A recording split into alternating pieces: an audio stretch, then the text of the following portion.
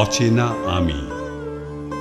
বহুদিনের পরিচয় আমাদের, 50 কি 55 বছর, অথবা তারও বেশি।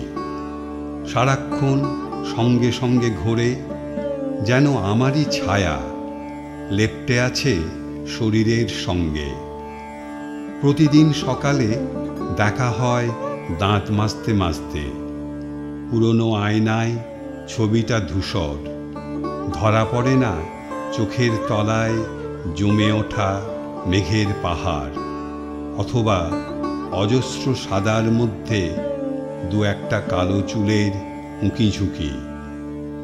তারপর একসঙ্গে চা খাওয়া, একই ভঙ্গিতে, ক্রিম ক্র্যাকার বিস্কুট ডুবিয়ে দার্জিলিংয়ের আস্বাদ। তড়িঘড়ি বাজারে ছোটা, সেই একই রকম ধাক্কাধাক্কি, দর কষাকষি।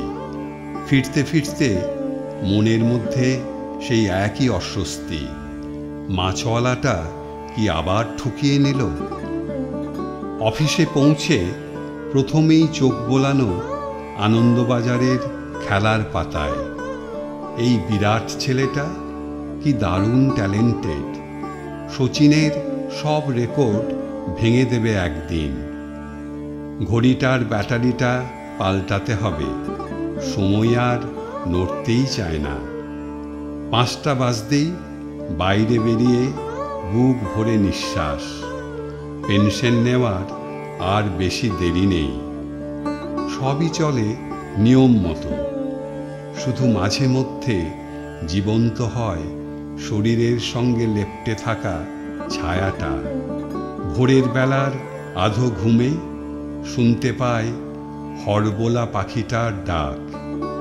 আশ্বিনের শারদ প্রভাতে ভেসে আসে গানের সুর। বাজলো তোমার আলোর বেণু, মাতল রে ভুবন। স্বস্তির নিঃশ্বাস ফেলি।